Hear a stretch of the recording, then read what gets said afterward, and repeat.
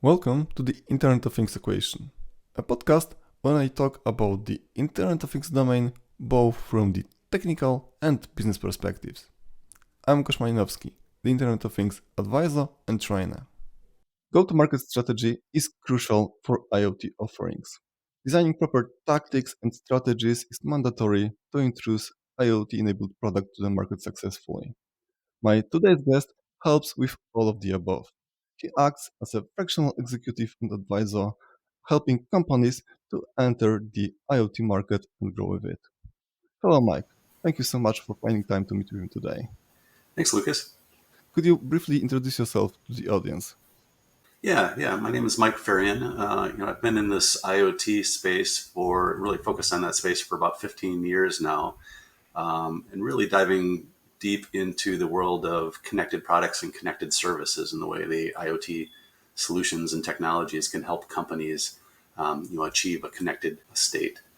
Before diving into the IoT domain itself, could you briefly describe the differences between an tactic and strategy? Because there's a difference between those two terms.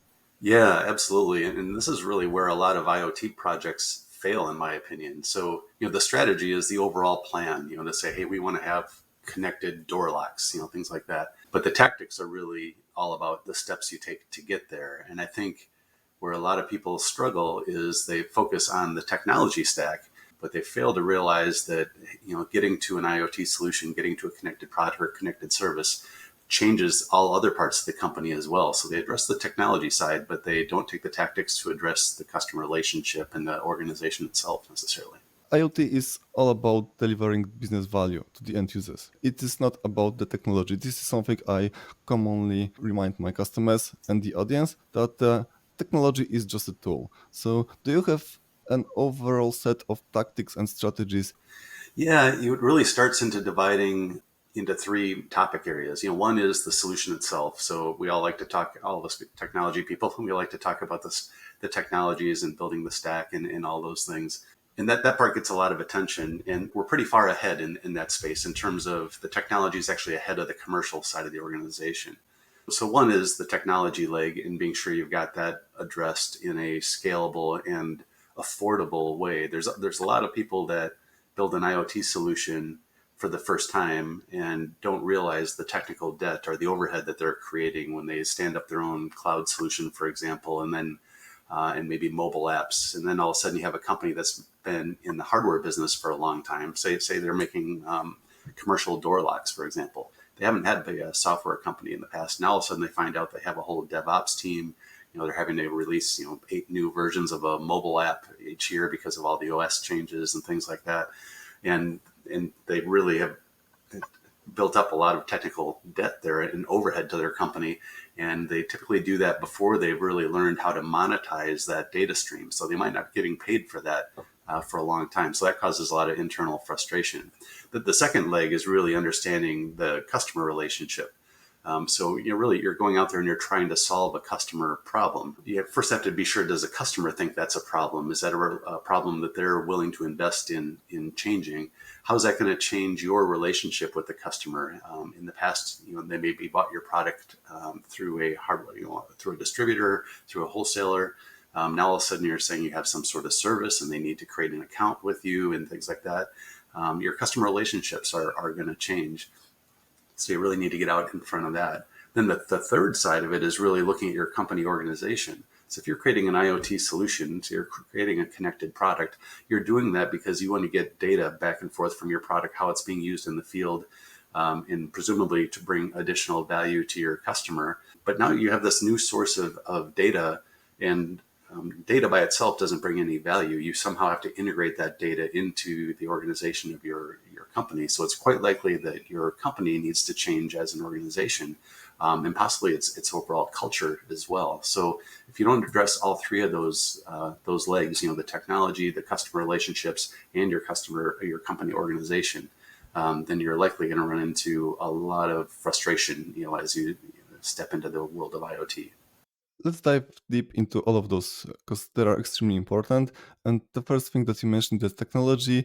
Let's say company is just entering the IoT space. What you said is very true based on my own experience that if someone is just starting with IoT, they are probably better off with buying some off-the-shelf solution and trying to customize it to their needs than building everything from scratch. Because they need to learn the basic processes, the basic use cases for the IoT setup. And as you said, if you start building something custom from scratch, you basically create that technical debt that will harm you in the long run. So maybe you could give us a bit more details on how you help customers enter the IoT space if they've got deep technical knowledge, some domain knowledge, but they are not well accustomed to the IoT in general.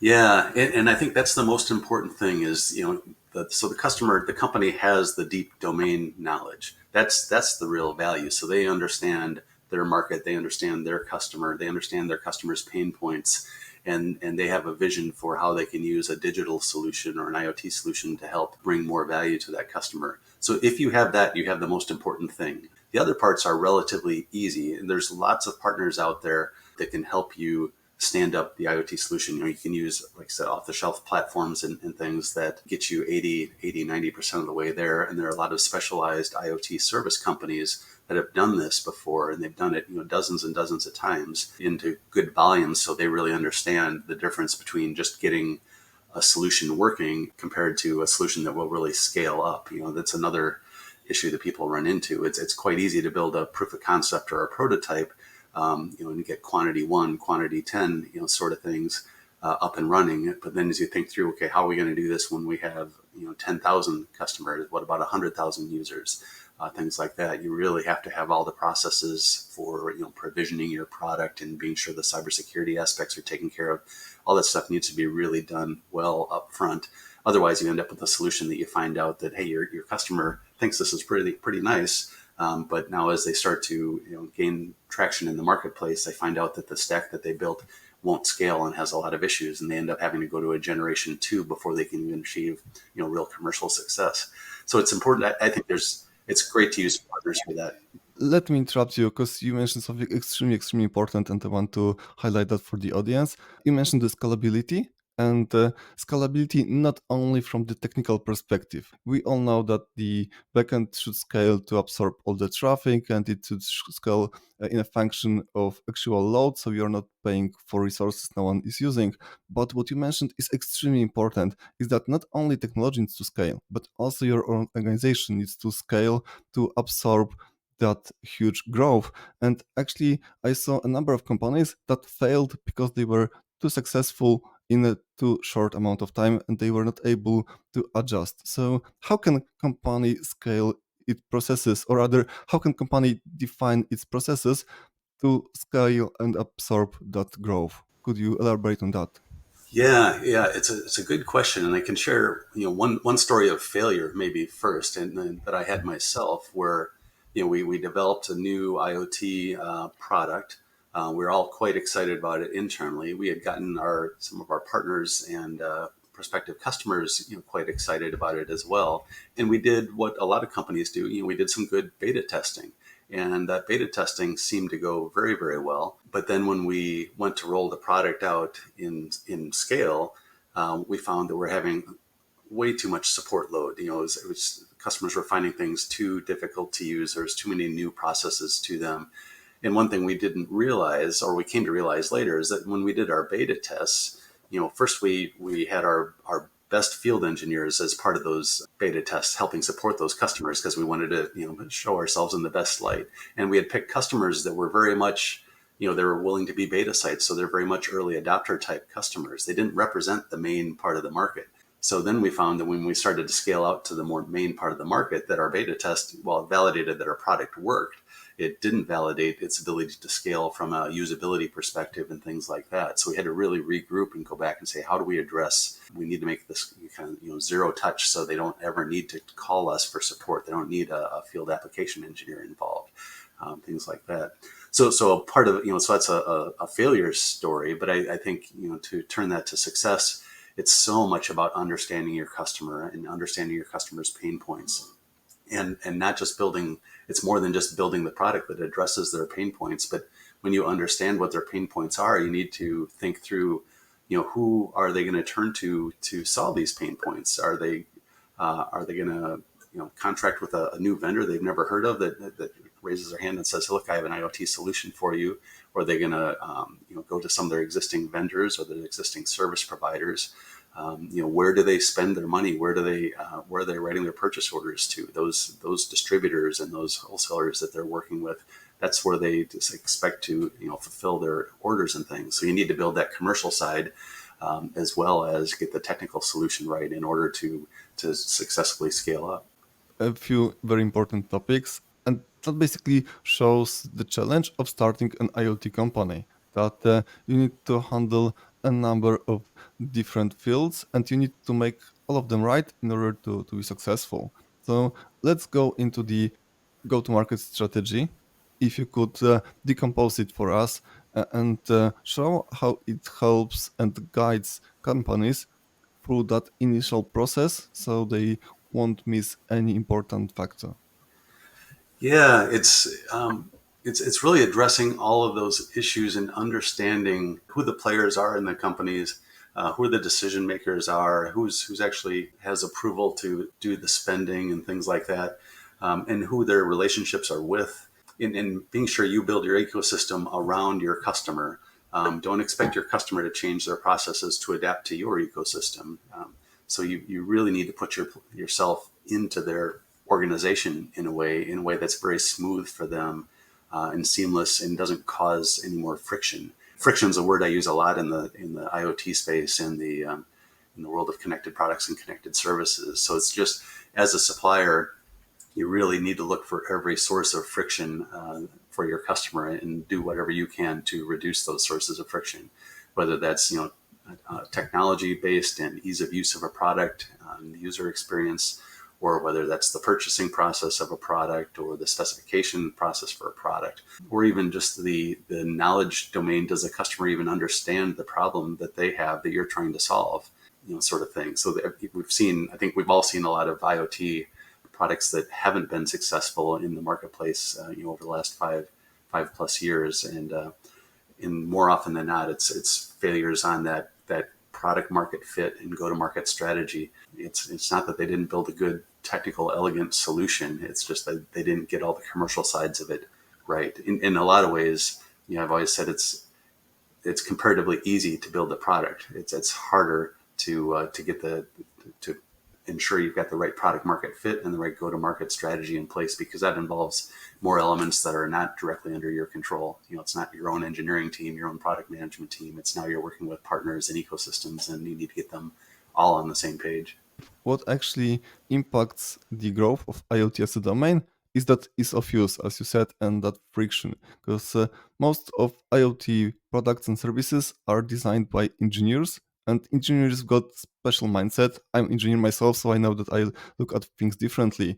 Users want things just to work out of the box. They don't want to play with configuration. They don't want tons of features. They want two features that they are interested in. And what you said is very true based on my experience, that if we create a friction, even if that friction is caused by a number of features, we are actually impacting the user experience, and we are impacting our chances to grow as the vendor. Starting with the customer, with needs of the customer, and working backwards is very important. In the B2B domain, as you said, we need to adjust not only to the customer, but also to the processes inside the customer organization, which brings us to totally different level in terms of complexity. Let's move forward, because you mentioned something that is extremely important in the IoT domain. It's important in any domain, but in IoT especially, which is the product market fit. Could you define that term, explain why it is so crucial to validate that product market fit as quickly as possible when starting an IoT company? Yeah. Simply, it's just being sure that your product is addressing a pain point that the customer actually has. They're aware that they have that problem, and that they're willing to change their behaviors to solve that problem. And sign on a new vendor, install a new tool, put a new product in place, change their processes, things like that.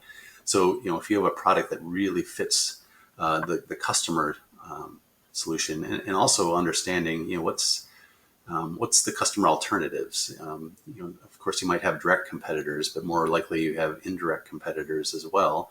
What other ways are they solving that problem? Or if they're not solving that problem today, why is it? Maybe you have a view that that problem is bigger than the customer does. So if it's not something that's keeping the customer up all night, worrying about it, it's going to be difficult to convince them that you're bringing enough value for them to write a check, sort of thing.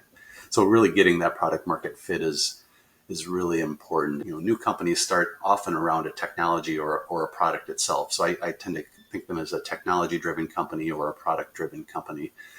And that's how most companies are born, right? But as they grow, they need to adapt and become more, a lot of times it's a bit of a journey. So they start product-driven, then eventually maybe they become more customer-driven, which isn't necessarily a good thing in itself. That's not the end point.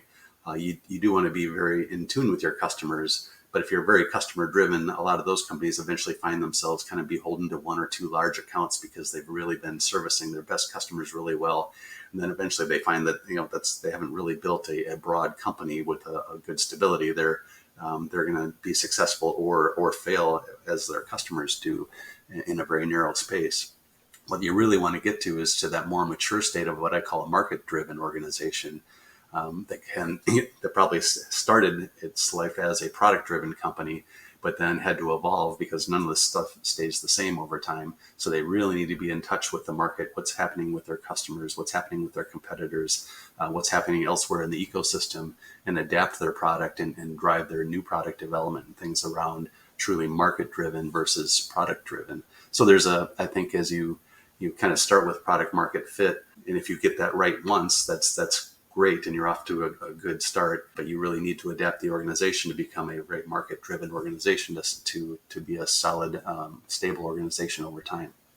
I think you mentioned something crucial, which is we need to ensure that the issue that we are solving is the actual issue for our customers. Because if we are solving some kind of issue that they don't really see as priority, they won't be able to, they won't be willing to pay for that. They won't engage with you, then they won't even consider you as a partner. So that's a great point, that ensure that the issue that you're solving is the issue for your customers, not only the issue that you found from your perspective, but it's maybe not as critical from your customer's perspective. Going back to the customers, how do you find the initial base of customers that are willing to adapt your service, and then how you scale? Because those are two different phases in the organization. You briefly mentioned the initial phase, that if you choose your initial customers from the very advanced users, then the output you might get will be different than what you would get from, let's say, the standard type of customers that is not technically savvy. Could you give us some strategies and tactics in that area, how we can find proper initial set of customers and then how we can grow from there?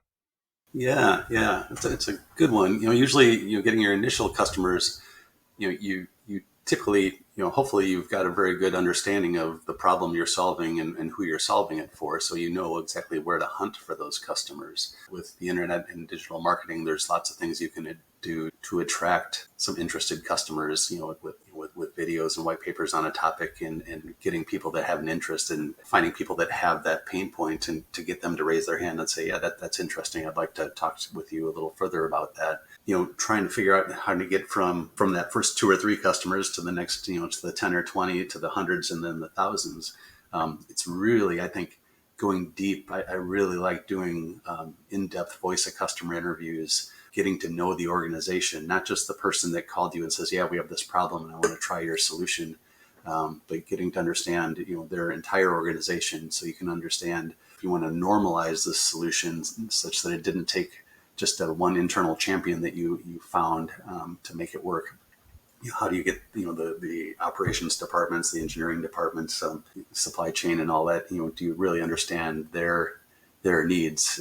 Typically, if you find one customer or a handful of customers that are in the same environment, they probably have a lot of common suppliers. They're probably buying from common distributors. They have a similar set of overall commercial requirements and expectations. So working yourself into that ecosystem and starting to kind of build a foundation from there, and really finding ways.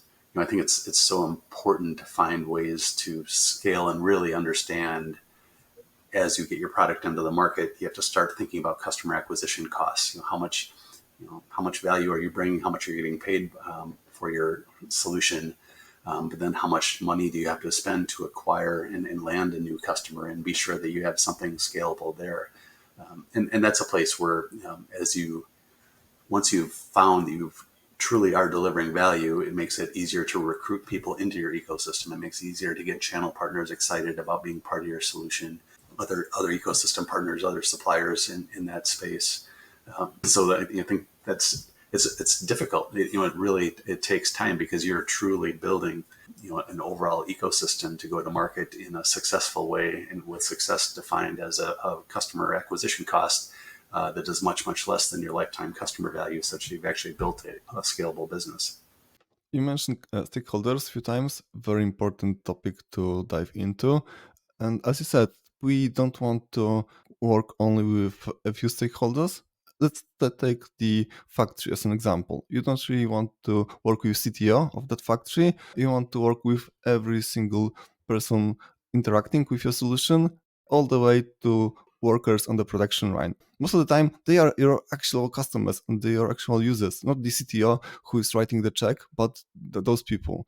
And what you said is extremely important, is to have everyone aligned with your solution, and is to include everyone's needs into your offering, because otherwise you will not adapt your solution, and it will fail. Basically, you will fail to scale, as you said and a number of times, that you need to design everything from the scalability perspective, and that also includes proper interview with stakeholders.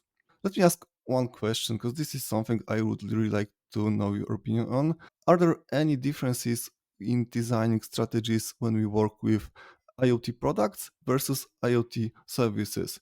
Because when we build an IoT product, we've got the hardware component, which often is a huge challenge on its own. And IoT service is more like the integration. What are your typical suggestions for both of them? Yeah, I think it depends. The first thing that comes to my mind is, again, who is the customer? If it's if you're going to be a solutions provider, that to me implies that you have deep domain expertise in that particular area. Maybe you're a service company that does commercial cleaning of entryway rugs, for companies. So you have deep domain expertise in this particular space. Now you're going to add on some sort of digital solution there to make yourself either more efficient, or you're doing it to, bring more value to your customers, increase your service level, things like that. If it's an IoT product, to me, that typically implies that there's likely the buyer of that product probably has some degree of that domain expertise that they're bringing to the table. And that might not be the case all the time, but I think you really have to define, who the expected customer is, who has the domain knowledge to take that product and actually get the value that you think you designed in, that who's going to be able to get the value from that. I think in the early days of the IoT, a lot of us focused on say, hey, we can put some sensors out there in the field, on the factory floor, in your water tower or whatever, and we can get data. And now we can stream, real-time data on water level, and you can have this dashboard that tells you how things are going from that perspective.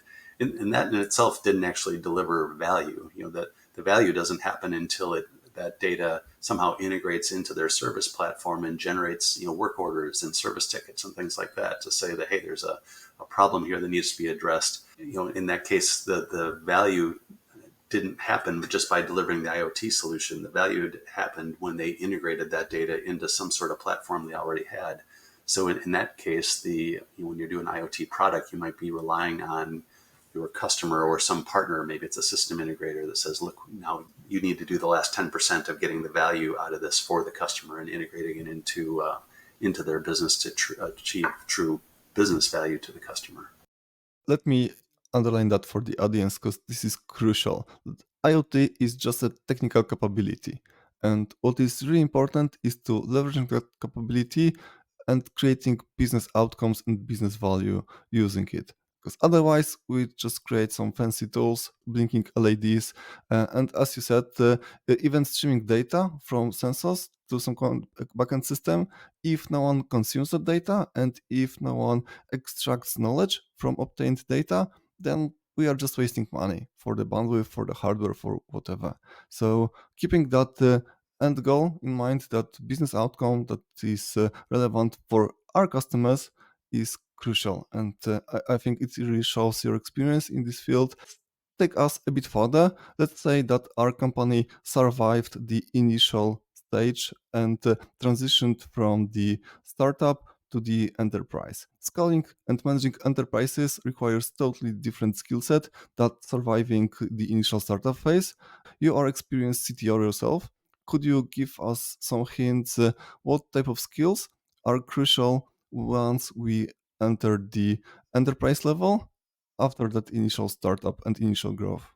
Yeah, it's a good question because there is such a difference between that startup mode where you have, typically a small group of founders that are so deeply entwined and wearing all hats, willing to do whatever it takes, usually doing two or three jobs, working two or three shifts and sometimes, and but to make that next step, you have to start to build a stable organization that's not dependent on any one person. So it's about, first and foremost, I think it's about building that forward team and getting the structures in place that you need in a company to be able to work in a mode that's sustainable. Because frankly, the mode that a lot of startups work in is just not a sustainable state for a lot of companies. It's the hard work that they have to do up front to prove out that they've got a valuable solution. You couldn't build an organization with 500 people in it that is going to have the same level of energy that group of three founders did when they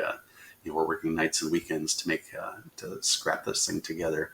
But so I think that's a key piece, is building out those structures. And again, there's so many people that have kind of been there, done that before. I think having a good group of advisors, and typically in startups, you'll have a board of directors or advisors of some sort that have experience in this. So if the founders themselves haven't worked in that sort of production environment or that marketing environment or scaling up a selling environment like that, they have advisors that can help guide them along the way.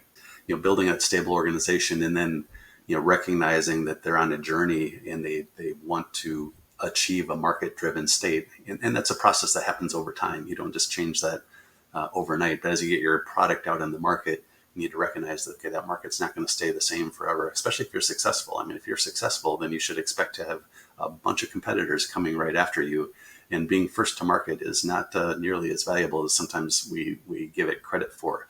It's the people that come second, third, and fourth to market that have been able to learn from your mistakes. And maybe they were even sitting back and waiting to see if you can prove out this market, to say, hey, they thought this was a good idea, but they don't want to invest. They're a little bigger company. Maybe they don't want to even get into it unless they see an opportunity for $100 million potential revenue or something like that. Once you get that product out there, it's not the time that you can kind of sit back on your hands and say, oh, we did it. It's now it's time to be sure the organization is built in the way that you're really getting that market feedback. You're keeping an eye on your customers, how they're using your product, what competitors are doing, how they're responding to your success, and things like that. So there's a lot to do to grow an organization. I really like that organizational growth. Companies all go through these different growth phases, and they achieve different kinds of company cultures and drives along the way. And I think getting the right company culture and achieving that market-driven organization is how you get to a long-term successful business. Let me decompose what you said, because you delivered so much insights in those few sentences. First of all, what you said is very true regarding that initial set of people that are starting the IoT business. Typically, they've got deep technical knowledge and domain knowledge, because they've got some kind of idea about the value they want to provide. And what is often missing, at least based on my experience, is that business part and that process part. And often those people escape from huge organizations and they don't want to put that structure in place. They just want to be as agile as possible. And of course, you can be agile when you start up, but as you said, you are working days and nights to get that thing off the ground. Once you scale, once you add additional people to your organization, you soon realize that without those structures in place and without those processes, you cannot manage the complexity that you just created. That's a great piece of advice, that thinking about structure and about organization from the very early on is a huge gain if you're IoT startup, and that basically helps you to survive your growth phase. So this is one that I would really like to underline for the audience, because I think that's a great piece of advice that you shared. And the other one is about the competition. So let's dive a bit deeper in that, because I agree with you that sometimes if you've got some cutting edge idea, you're first to the market, you need to educate your customers because they might not even realize the value, the potential that you just created. So you need to invest lots of effort, time, and money to educate the market based on what you just discovered. The second, the third company into the market, they can copy the best features of your solution, maybe improve it even, and they've got market prepared by you to adopt and basically to overtake your advantage. So how can you handle that? You said that you need to keep evolving. How can you make your company that is already grown, got the structure in place, evolve in order to navigate that market, in order to not to lose that advantage that you created from the very beginning? Yeah, and I think this speaks a lot to the culture you need to build in a company as well as this desire for continuous improvement. Some people struggle with that concept because if just to come to accept the concept of continuous improvement, it means you have to accept the fact that hey, there's something you could have done better. So you have to kind of accept that's not a failure. That's a it's just an opportunity. So if you build a company that really has a culture of continuous improvement, then you start to across the entire organization, you're looking for anything that you can do to make the customer experience better. So anybody that's answering, support calls, phone calls, servicing online forums and things like that. If a customer has to reach out to you for something, was there something you could have done better there that the customer wouldn't have had to make that call? When a product comes back, it failed in the field or it didn't meet the customer's expectations. Having people that recognize that and see that as an opportunity for improvement every time that happens and look for those opportunities to keep making the product better and a more seamless experience for the customer. And then having, very customer facing people, really stay in close touch with at least a set of customers, go and see them in the field to see how they use and experience your product, make those observations and look for other opportunities where you can just keep adding, whether it's adding features or improving the user experience. I think, once you have that customer relationship, you immediately have an edge on your competitors that are now first coming to market because you can get that direct feedback from your customers. But if you're not open to listening to that feedback, then your competitor come in and probably come out with a new improved product that's solve those problems better than you have. So I think that's a key piece of it. In other areas to get in and reach out kind of horizontally and be sure that you to really understand all your customers, the ecosystem that they're working with, are their partners, people, coaches, people in their space that would become advocates for you as well to help make you as sticky as possible. I think what you don't want to do, and this is an interesting thing we've seen a lot of people do in the IoT space, is they try to protect their customer by building a defensive moat, if you will. They make their solution very intentionally proprietary, so it can't interact with other things. Make it so, hey, if you buy our module A, then it's only going to work well if you buy our module B as well, and you don't want to buy competitors because we've siloed your data and your solution. We saw a lot of that happen in the industrial automation space, early on. And that, finding ways to build a moat is not the right long-term success. It's really finding ways to deliver just the superior customer experience is how you stay out in front of the competition. I believe that it all boils down to the iteration, because you should not aim for the perfection for the initial launch, and actually for any launch subsequent to that, because there is no such thing as a perfection, as you said. And if customers are care enough for a solution, they will provide the feedback, and that feedback basically helps you to improve your product according to needs of your specific customers, not according to your own vision that might not be as close to their actual needs as you might think. So that's a great point, that the feedback is something that we should really look for. And if someone is willing to provide that feedback, we should accept it not as a failure, but as something that we can leverage to build great solution in the future. That's a great point. Speaking about failures, I believe that we learn so much from the failures. So you mentioned one failure yourself. Could you give us maybe an example of other failure that actually made you a better professional? At least myself, if I succeed, I'm just go further. Like I think that that should be the case every single time. But when I fail, I stop and try to analyze what has happened. So if you give us your own example when you actually failed and that made you stop and think about what you're doing and maybe how to improve.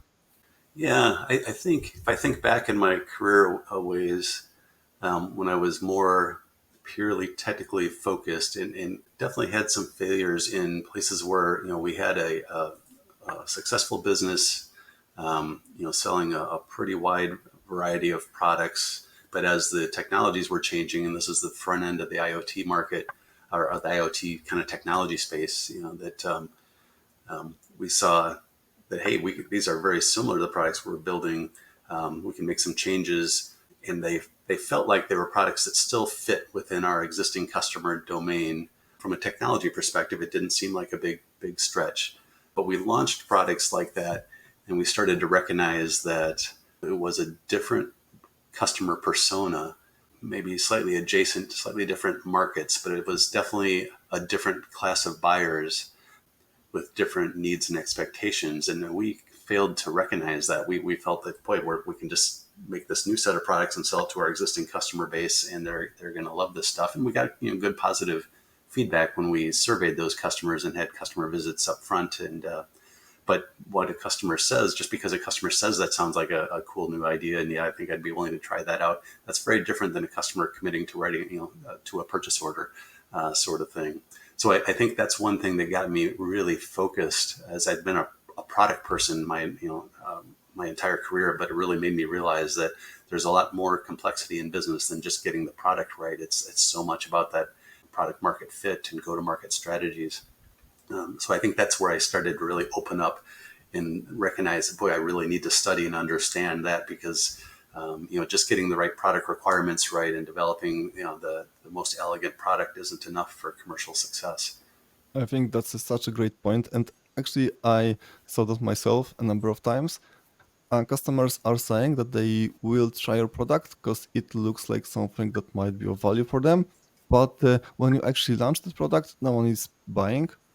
And that's the real feedback that you get, right? Not that someone thinks that they will like it, but the thing that they are not willing to spend money. If you recognize that, then you basically know that you've done something wrong in that very early phase of the validating expectations of your customers. And I agree with you that we should base our decisions on the actual money. So if someone is spending money, they like your product. That doesn't mean that your product is perfect, but it's good enough for them to pay for it. And then you should take those people, those customers, ask for feedback, iterate, and this way you can succeed. Because otherwise, as you said, you think that we are doing like small changes, but those small changes are changing the whole perspective from the customer perspective, and they are not really willing to pay any money for the offering. To summarize, what are your predictions for this year? Because we are just starting 2024, and do you see huge changes in the market that are coming, or we are basically in that pretty stable phase where everyone is reducing the labor and not doing any major moves? Yeah, I think in the technology related space, we're never quite in a stable market. Things are always changing, right? Um, One thing I've been fascinated with, and like all of us, so we're all just soaked in AI topics. Our inboxes are full of them. My prediction for 2024 with respect to the IoT space is that in 2024, AI isn't going to quite help us out yet. But I think in 2025, we'll start to see some things. Because the number one challenge I see in this IoT space and connected products and services is we're acquiring all this data, right, from devices we've never been able to get data from before. I mean, that data itself doesn't bring the value; it's the data analytics. But that part is actually kind of hard. To get the analytics right, you have to have deep domain expertise around that data, and then you have to integrate it into your business platforms. That's an area where I think AI, and I'm not talking about the large language models and generative type stuff. I'm really talking more about just the machine learning aspect and the concept of pattern recognition. If you're starting, say you're a commercial coffee vendor and you've got these self-service coffee machines, thousands and thousands of them spread all over, all over the country. And now all of a sudden you're getting data from these machines. It's hard to stare at a spreadsheet with, hundreds of megabytes worth of data and derive the value out of it. But that's something that AI is really, really good at is finding patterns. So I think converting that data, that almost overwhelming amount of data into real business value is a place where machine learning and AI is going to start to help us out. And it's nothing new. You could say that, like computer vision, the ability to read numbers, to use cameras and for quality measurements on the factory floor and things like that. That's a fairly mature part of AI and machine learning now. But the tools to make that happen are becoming much more accessible and easier, such that, I think not in 2024, but in 2025, you might be able to just feed large data sets into your own model and along with some contextual information and have it come back and tell you, say, hey, these machines need service. These machines aren't getting enough use. These machines need this other corrective action. 2024 is going to be kind of peak hype around AI, but I think it is a real valuable tool that's going to help us solve one of the friction points of IoT, which is converting all that massive amount of data into true business value. This is very similar path that the IoT took. It used to be hype. Nowadays, it's not that much of a hype anymore because everyone expects it just to work and just to deliver data. I agree with you that with AI, we will reach that state as well. That right now we are just playing with it, but the true value comes from delivering business value. And the business value is delivered once you've got mature enough solution, as you said. Probably we should wait a bit longer for that to happen. To summarize, could you just briefly describe the services that you offer to your customers and what's the best way to contact you if someone wants to cooperate with you? Yeah, right now I'm doing some fractional work. Sometimes it's called CTO, sometimes it's called COO, sometimes it's called CMO, but it's really around getting the right product market fit, getting the right organizational changes, getting the right technology strategy for connected products and connected services. I've got a website at FahrionInsights.com, and you can reach me by email at mike@FahrionInsights.com. I love helping companies, usually small and medium businesses. Sometimes they're startups trying to get to that next phase. Sometimes they're companies trying to expand internationally, or they're a connected product, connected service company, or a company that wants to have a connected product but wants to navigate that in a productive way to make those, to reach the right technology state and the company culture and organization and market value. Thank you so much for finding time to meet with us today, sharing your insights. I believe that you provided tons of knowledge from the product perspective, but also the process and structure perspective. And this is something that I do not often cover in my content, but it delivers so much more attention because, as you rightly said, this is something that might make you fail when you are bound to succeed. So that's why processes and structures within organizations maybe are not as fancy as technology, but are equally important as technology itself. Thank you for listening. Go to thefingers.com to find more materials about the Internet of Things domain. My name is Łukasz Majnowski, the Internet of Things advisor and trainer.